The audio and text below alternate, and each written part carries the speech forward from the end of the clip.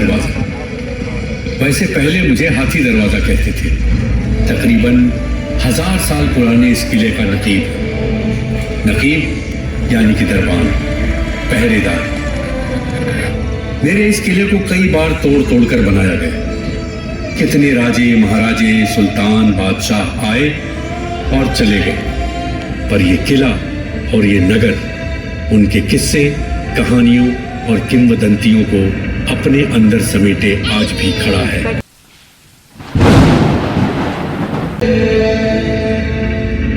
कई जंगें देखी मैंने, तलवारें, तीर, तोपें, गोलियां भी देखी, और देखा काफी बहता खून। इतना कि लोग मुझे खूनी दरवाजा कहने लगे। कतई पसंद नहीं है मुझे यह नाम। मेरी कहानी यूं तो 900 साल पुरानी है, मगर इस नगर का किस्सा है युगों पुराना।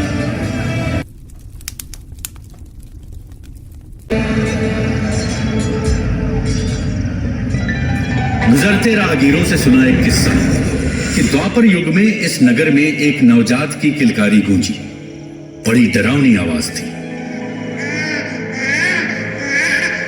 शिशु की वह भयानक आवाज 3-3 आंखें और 4-4 हाथ देखकर उसके पिता महाराज गंगोश और मां महारानी श्रुतश्रवा को उसे त्याग देने का कठोर निर्णय लेना पड़ा।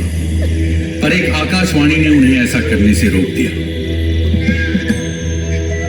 मथुरा के सामने यादव राजकुमार ने जब अपने इस नवजात फुफेरे भाई को गोद में रखा तो उसके ये अतिरिक्त अंग झड़ गए और आवाज भी ठीक हो गई, बिल्कुल वैसे ही जैसा उस आकाशवाणी में कहा गया था। वह यादव राजकुमार और कोई नहीं, स्वयं भगवान कृष्ण थे। वह नवजात शिशु था इस नगर का भावी राजा शिशुपाल।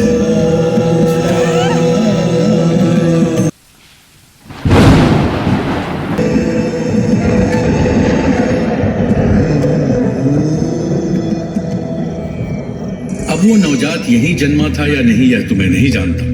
बस इतना जानता हूं कि 11वीं सदी की शुरुआत में चली महमूद नामक एक आंधी के समय इस नगर को चंद्रक चंद्र कहते थे। फिर यही चंद्रक चंदेरी तखल्लुस से राजे रजवाड़ों और सुल्तानों का चहेता नगर बन गया। सुनहरी जरी की मेहराबों, गिन्नियों और बूटियों से सजी साड़ियों की बुनकारी यहाँ 300 साल पहले ही शुरू हुई। उस जमाने में चंदेरी साड़ियां किसी गहने से कम न थी। एक ब्रिटिश अफसर स्टर्नडेल ने थोड़ी नाराजगी से इनका जिक्र किया था। Blimey, it is so expensive. 800 rupees for a pair of saris? It's a daylight robbery. 800 रुपए जोड़ी, यानी आज के हिसाब से करोड़ों रुपए। बड़ौदा की महारानी अपने गालों पर छुआकर इसकी नरमी परखती थी। जितना मुलायम कपड़ा उतने अच्छे दाम।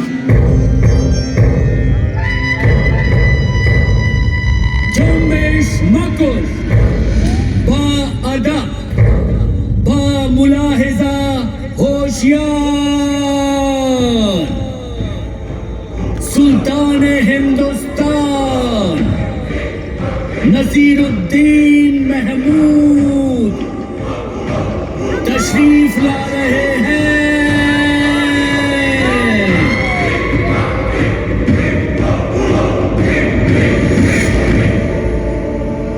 जहांपना सिपाह सालार गयासुद्दीन बलबन सुल्तान की खिदमत में हाजिर है। चंदेरी की क्या खबर है गयासुद्दीन? सुल्तान की दुआ से और सूबों की तरह चंदेरी में भी अब दिल्ली सल्तनत का परचम लहरा रहा है। बहुत खूब गयासुद्दीन, तुम बेशक एक काबिल सिपाह सालार हो। ये सब सुल्तान की जर्रा नवाजी है, वरना ये गुलाम किस काबिल है?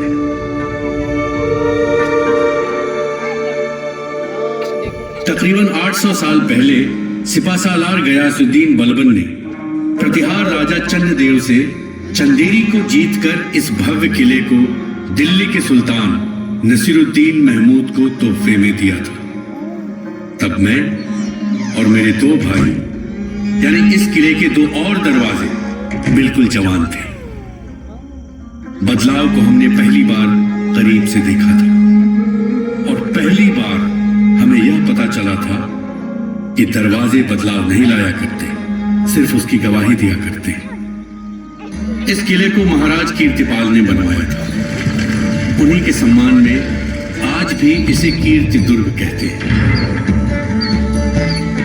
कई इमारतें हैं इस दुर्ग में, अलग अलग काल में बनी हुई। 3 मंजिला महल, कुरान की आयतों से सजी खलजी मस्जिद, धधकते जौहर का स्मारक जौहर ताल और बैजू बावरा की समाधि।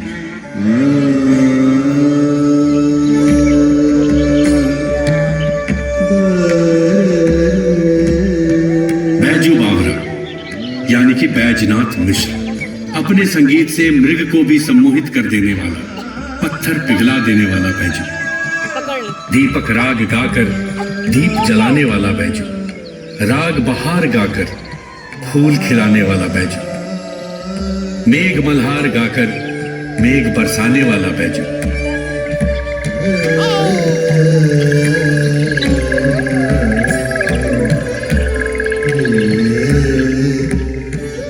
बैजू चंदेरी का ही बेटा था, अभी भी है उसका घर यहां पर। शुरुआती संगीत उसने हवाओं, कोयलों, फूल पत्तियों और प्रकृति की गोद में सीखा। फिर बाद में वृंदावन जाकर महागुरु स्वामी हरिदास से। बावरा था वो संगीत की खातिर या फिर बिछड़े मीत की खातिर, कौन जाने।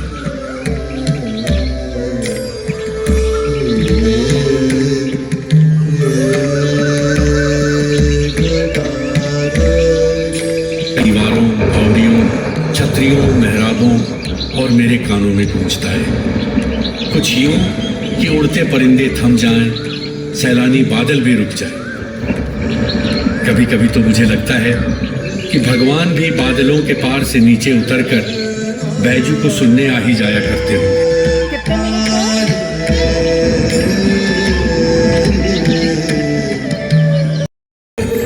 हर जवां दिल उस पर न्योछावर था, लेकिन शहजादी का दिल तो सिर्फ शहंशाह के एक सिपहसालार के लिए धड़कता था।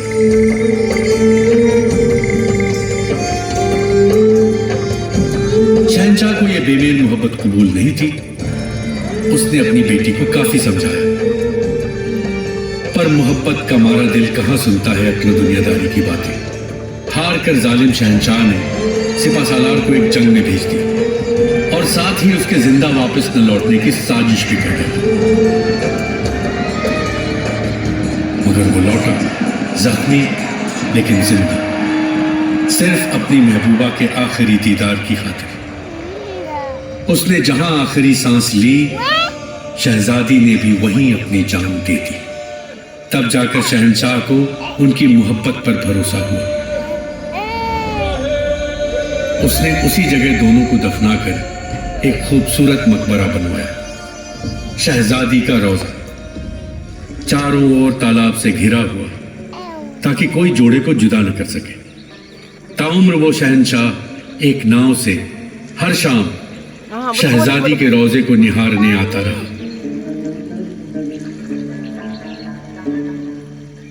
मेरी चश्मदीदी के तकरीबन 1000 सालों में यहां काफी इमारतें बनी। अपने कोमल और नाजुक प्रेम को कठोर पत्थरों से बने भवनों के माध्यम से अभिव्यक्त करने और अमर होते देखने की मनुष्य को हमेशा ही अभिलाषा रही है। ऐसी ही मोहब्बत का एक और नमूना है कोशक महल।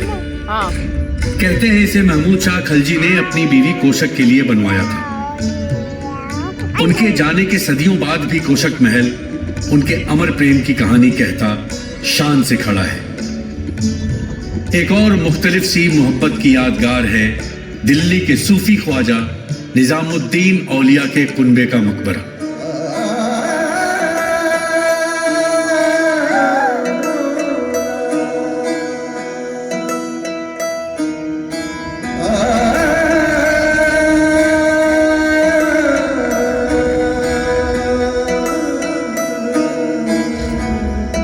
इंसानियत की यादगार, मौसीकी और शायरी की यादगार, अकीदत की यादगार। कई दरगाहें इस मकबरे में।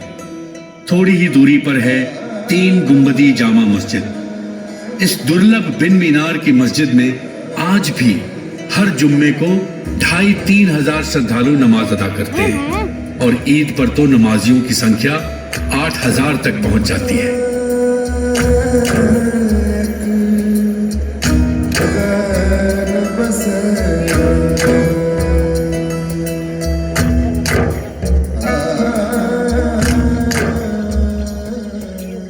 इस मस्जिद के पास ही है यहाँ की सबसे प्रसिद्ध पहचान, विशाल भव्य बादलों से बातें करता बादल महल दरवाजा।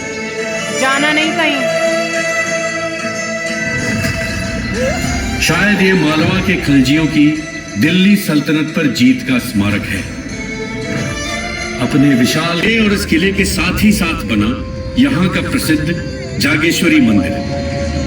हुआ यूं कि महाराज कीर्तिपाल एक बार जब शिकार पर गए थे तब वे भटक गए और अपने साथियों से दूर हो गए। भटकते भटकते उन्हें जंगल में एक सरोवर दिखा। ये वही सरोवर है जो आज परमेश्वर ताल के नाम से जाना जाता है। ऐसा कहते हैं कि रोगहारिणी देवी जागेश्वरी ने स्वयं प्रकट होकर महाराज कीर्तिपाल को यह मंदिर बनाने का आदेश दिया। गर्भगृह में देवी जागेश्वरी की मुख्य मूर्ति स्वयंभू है। महाराज कीर्तिपाल ने मंदिर निर्माण के दौरान अपने उतावलेपन के कारण देवी के बताए 9 दिनों से पहले ही पट खोल दी और देवी संपूर्ण प्रकट न हो पाई। ऐसा भी कहते हैं कि जब भगवान विष्णु ने शिव के महाप्रकोप से विश्व को बचाने के लिए सती के जले हुए शरीर के 51 टुकड़े किए तो उनका मस्तक यहां गिरा। इसीलिए जागेश्वरी मंदिर 51 शक्ति पीठों में से एक माना जाता है। जागेश्वरी मंदिर के निकट ही एक और मंदिर है और उससे भी एक कहानी जुड़ी है। एक बार कुछ राहगीर रास्ते में सुस्ताने के लिए परमेश्वर ताल के किनारे रुके। जब सुस्ताना हो गया और वे यात्रा जारी रखने के लिए अपना सामान उठाने लगे। का भैया राम दुलारे, काहे लाने इतनी मेहनत कर रहे? अरे कछु नहीं राम रतन भैया, जब मूर्ति ससुरी ना हिल रही। का कह रहे? तने खमाऊ लगाए हाथ? आजा भज्जा लगा लो। अरे ना हिल रही भैया ये तो। सभी ने बहुत जोर लगाया पर भगवान लक्ष्मण की वो मूर्ति टस से बस न हुई। बात फैल गई और इस घटना को एक तरह का शगुन मानकर वहां एक मंदिर बनाया गया, लक्ष्मण मंदिर। उर्मिला पति लक्ष्मण, इंद्र पर जिसने विजय प्राप्त की उस इंद्रजीत पर भी विजय प्राप्त करने वाले लक्ष्मण, रामानुज लक्ष्मण।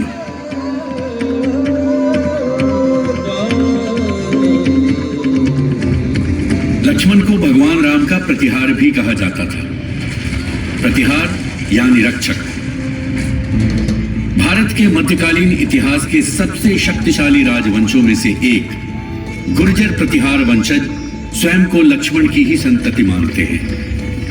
महाराज कीर्तिपाल भी प्रतिहार वंश के ही राजा थे। प्रतिहारों ने 8वीं शताब्दी के मध्य से 11वीं शताब्दी तक भारत के एक बड़े हिस्से पर राज किया और आर्यवर्त के महाराजाधिराज कहलाए। प्रतिहार राजा नागभट्ट प्रथम ने कई अरबी सेनाओं को पराजित किया। उनके उत्तराधिकारी नागभट्ट द्वितीय सबसे शक्तिशाली प्रतिहार राजा बने। फिर रामभद्र, मिहिर भोज और महेंद्रपाल के नेतृत्व में प्रतिहार साम्राज्य बहुत फला फूला। लेकिन कालांतर में दक्षिण के राष्ट्रकूटों, पूर्व के पाल और उत्तर पश्चिम के अरबियों से निरंतर संघर्ष के कारण यह साम्राज्य बिखर गया। प्रतिहारों की राजधानी वैसे तो उज्जैन और कन्नौज रही, लेकिन अपनी केंद्रीय भौगोलिक स्थिति, घने जंगलों, 3 नदियों के कारण चंदेरी हमेशा महत्वपूर्ण बना रहा। प्रतिहारों के समय की चंदेरी यहां से कुछ मील दूर है। अब बूढ़ी है और एकाकी भी।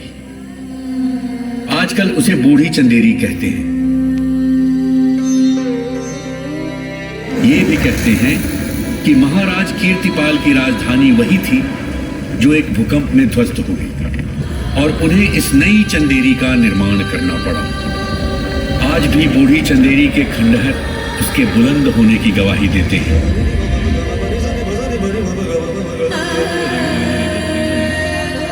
प्रतिहारों की कहानी तो मैंने देखी नहीं, हाँ, मुझमें से गुजरते राहगीरों और आसपास उड़ते पंछियों से सुनी जरूर है।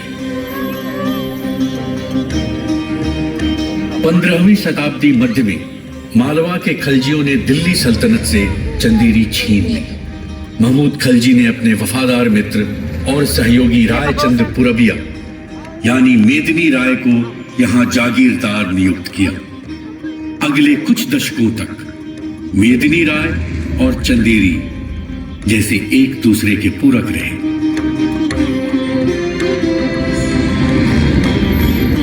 थोड़ा और विचार कीजिए पंडित जी। भौगोलिक स्थिति के कारण चंदेरी में एक संपन्न राज्य बनने की असीम संभावनाएं हैं। खिलजियों से किसी भी प्रकार के टकराव की स्थिति युद्ध और विनाश की संभावनाएं पैदा करेगी। यह सेना हमने खड़ी अवश्य की है, किंतु जब तक संभव हो हम युद्ध टालने का ही प्रयास करेंगे। इसलिए खिलजियों से मैत्री बनाए रखना एक मजबूरी नहीं, बुद्धिमानी भी है, किंतु दूरदर्शिता इसमें भी है कि हम मित्रों की संख्या बढ़ाएं। आप मेवाड़ के महाराणा को हमारी ओर से पत्र भेज दीजिए। मेदिनी राय एक कुशल योद्धा थे। उन्हें राजनैतिक समीकरणों की संधियां करने की महारत हासिल थी।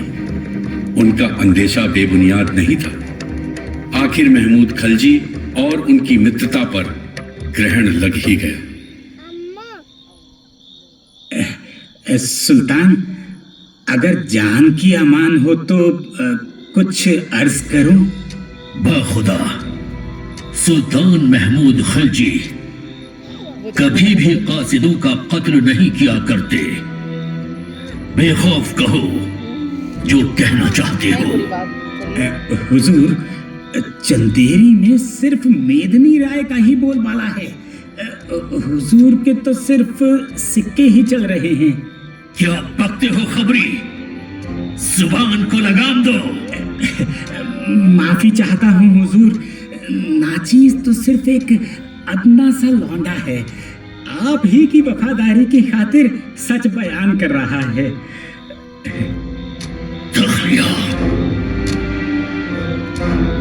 राजे महाराजे हमेशा अपने कच्चे कानों के लिए जाने जाते रहे हैं, फिर चाहे वो देवराज इंद्र क्यों न हो। मेदिनी राय को महमूद खलजी ने बिन किसी जिरह और सफाई के दोषी और दुश्मन मान लिया और चंदेरी पर चढ़ाई करने की योजना बनाई। मेदिनी राय को इस षड्यंत्र की भनक लग गई। उन्होंने अपने राजपूत मित्र की ओर मदद का हाथ बढ़ाया। वह मित्र थे मेवाड़ के राजा, कई राजपूत राजाओं के महाराजा, वीर पराक्रमी योद्धा महाराणा संग्राम सिंह सिसोदिया यानी कि राणा सांगा।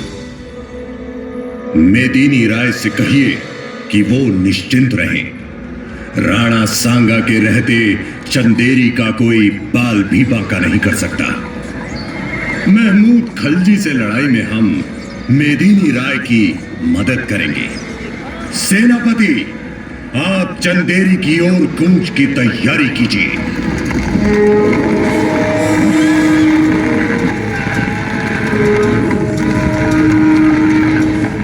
मेदिनी राय और राणा सांगा की सेनाओं ने मिलकर महमूद खलजी और उसकी सहयोगी सेनाओं को पछाड़ दिया। फिर राणा सांगा ने मेदिनी राय को पूर्वी मालवा का राजा घोषित कर दिया। मेदिनी राय आजीवन राणा सांगा के मित्र बने रहे और उनके बढ़ते दबदबे में अपना सक्रिय योगदान देते रहे। पर मेदिनी राय और राणा सांगा दोनों को ही उत्तर पश्चिम से आते एक तूफान की खबर नहीं थी। यह तूफान था तैमूर लंग और चंगेज खान का वंशज, एक युद्ध कुशल सेनापति, भारत में मुगल साम्राज्य का प्रवर्तक जहीरुद्दीन मोहम्मद बाबर। 16वीं शताब्दी की शुरुआत में बाबर ने भारत पर कई आक्रमण किए। मार्च 1527 में राणा सांगा और उनके सहयोगियों की विशाल सेना खानवा में बाबर की सेना से भिड़ी।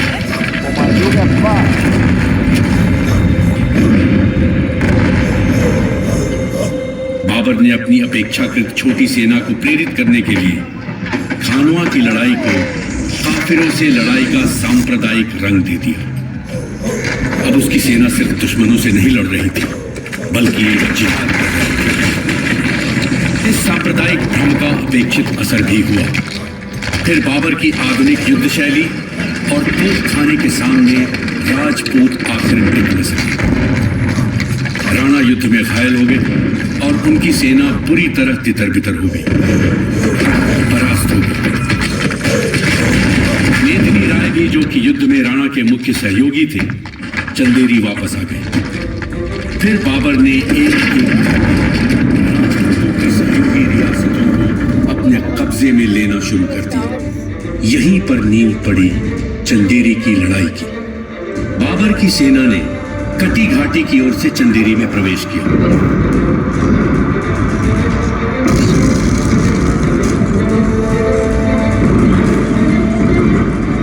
पर 1490 में जमानत खान ने गयासुद्दीन खलजी के स्वागत में कटी घाटी पर एक भव्य दरवाजे का निर्माण करवाया था। दरवाजा कटी घाटी के नाम से जाना जाता है और आज भी मेरे इस नगर का प्रवेश द्वार है।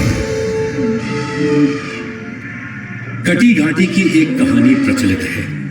हुआ यूं कि मालवा के सुल्तान गयासुद्दीन खलजी जब चंदेरी आने वाले थे, तब यहां के सूबेदार ने ऐलान करवाया,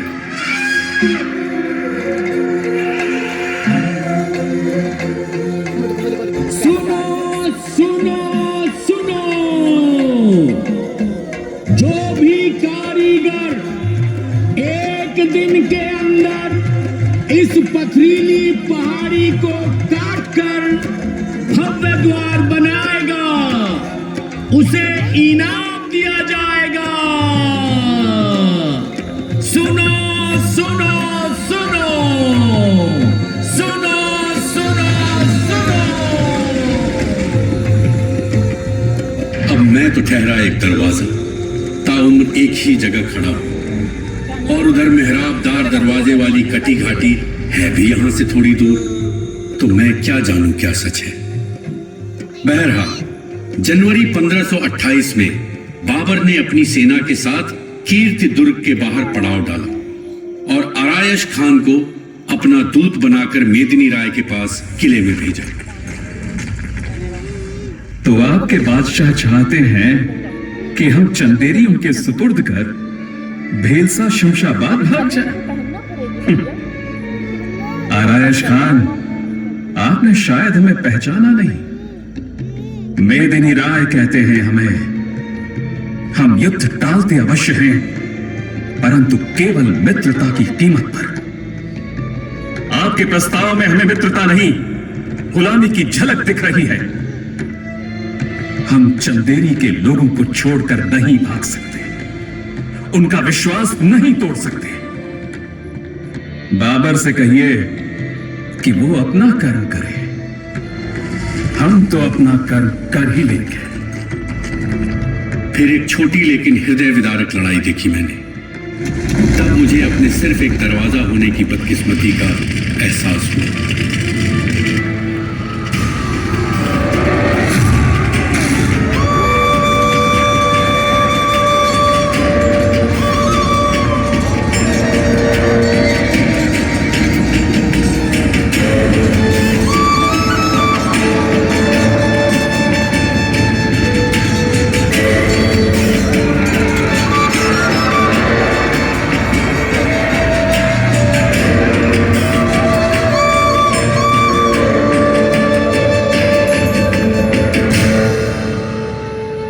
मेदिनी राय की महारानी मणिमाला अन्य रानियों और कुमारिकाओं ने अपने सतीत्व को कायम रखने के लिए स्वयं को धधकती अग्नि के कुंड में समर्पित कर दिया और उनके राजपूतों ने अपने शरीर पर उनकी राख को मलकर युद्ध किया।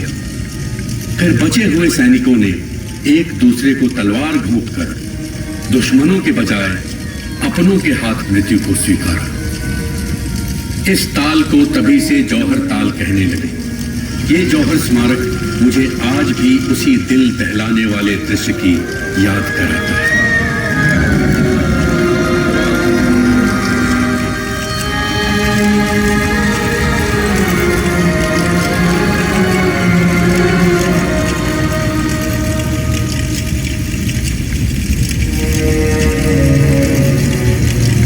राजपूतों के सम्मान और बलिदान की ये परंपरा बाबर के समझ से बाहर थी। इतना रक्तपात होने के बावजूद उसने शत्रु के सिरों की मीनार बनवाने का घिनौना काम भी किया। 1530 में बाबर की मृत्यु के बाद उसके बेटे नसीरुद्दीन मोहम्मद हुमायूं ने दिल्ली का तख्त संभाला।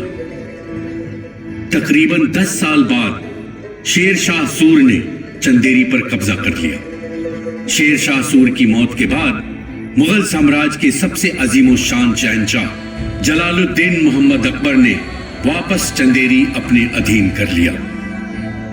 अकबर के दरबारी अबुल फजल ने आईने अकबरी में यहाँ के 14,000 घरों, 61 महलों, 384 बाजारों, 350 सरायों, 1200 मस्जिदों, 1200 बावड़ियों और हाथी घोड़ों की सेना का जिक्र किया है। 1586 से लेकर 1811 तक यानी 300 साल चंदेरी पर बुंदेला राजपूत राजाओं का कब्जा रहा। फिर ग्वालियर के श्रीमंत दौलत राव सिंधिया के सेनापति जॉन बैप्टिस्ट फिलॉस ने चंदेरी को जीतकर ग्वालियर रियासत में शामिल कर लिया। तब से 1947 तक अंग्रेजों और सिंधिया घराने का चंदेरी पर कब्जा आता जाता रहा, सिर्फ 1857 को छोड़कर, जब नजदीक ही कहीं शायद झांसी से किसी पुरानी चमकती तलवार की गूंज से सिंहासन हिल उठे थे और राजवंशों ने ब्रिकेटियां तानी थी।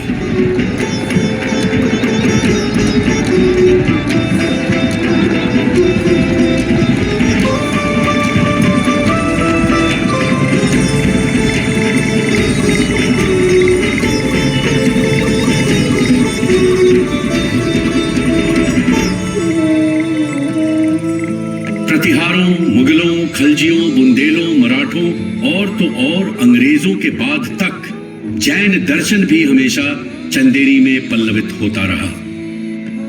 सत्य, अहिंसा, अस्तेय, ब्रह्मचर्य और अपरिग्रह का पाठ पढ़ाने वाले भगवान महावीर के विचार न तो शरीर के अधीन होते हैं न काल के, वो तो हवा के परों पर बेलगाम विचरते हैं। बमुश्किल 200 साल पहले बना श्वेत चमकीला 24 जैन मंदिर उनका स्मरण कराता रहा है। हालांकि भगवान महावीर का चंदेरी से नाता तो सदियों पुराना है। करीब ही खंडगिरी में उनकी, ऋषभदेव की और बाहुबली की काफी सारी सदियों पुरानी प्रतिमाएं हैं जो उनके कालजयी होने की साक्षी हैं। शुक्र है बीती सदी काफी चैन और अमन की रही। उथल पुथल और खून खराबा देखने की मेरी आदत अब गुम सी हो गई है। काफी सुकून रहता है आजकल। लोग आते हैं और चले जाते हैं। आखिर हूं तो मैं एक दरवाजा ही ना, जिस पर कोई ठहरता नहीं। ढूंढते सब हैं, पर जब मिल जाता है तो उसमें से गुजर जाते हैं। हाँ, छोड़ जाते हैं मेरे कानों में कुछ अल्फाज जिन्हें जोड़ तोड़ कर मैं कुछ सोचा करता हूं। लोगों के बारे में, वक्त के बारे में, तारीख के बारे में। और जब कुछ सुनने वाले मिल जाते हैं तो मैं भी बस बुन देता हूं अल्फाजों से चंदेरी का ताना बाना।